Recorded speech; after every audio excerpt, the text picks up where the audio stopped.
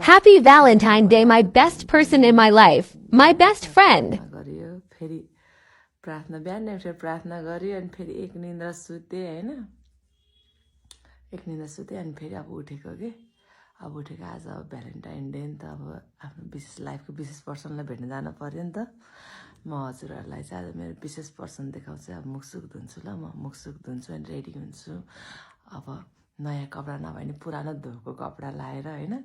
अब रोज ओरिजिनल रोज त छैन उहाँलाई दिने तर भित्री मनको रोज लिएर उहाँलाई भेट्न जाँदैछु म आज हजुरहरूलाई आजको मेरो सानो मिनी ब्लग त भन्न मिल्दैन तर यो सानो भिडियोमा चाहिँ मेरो लाइफको एकदम विशेष पर्सनलाई म हजुरहरूलाई देखाउन जाँदैछु हेर्नु होला हजुरहरूलाई मन पर्यो भने लाइक गर्नु होला नभए डिसलाइक चाहिँ नगर्नु होला है तर म हजुरहरूलाई मेरो लाइफको विशेष पर्सन देखाउँछु एकछिन है म मुखसुख धुन्छु ल म हजुरहरूलाई आज अब मेरो आज भ्यालेन्टाइन डेको स्पेसल पर्सन देखाउँछु है हजुरहरूलाई अब सबैले धोका दिए पनि हैन सबैले धोका दिएको बेलामा हैन सबैले छोडेको बेलामा चाहिँ मेरो हात थाम्नु भएको के अब सबैले धोका दिए पनि म तिमीलाई धोका दिन्न हैन तिम्रो हरेक सुख दुःखमा साथी बन्छु हैन तिम्रो साथ रहन्छु भन्नुहुने हैन अनि मेरो बेस्ट फ्रेन्ड मेरो जीवनको बेस्ट पर्सन हजुरहरूलाई देखाउँछु है हजुरहरूले अब त्यसमा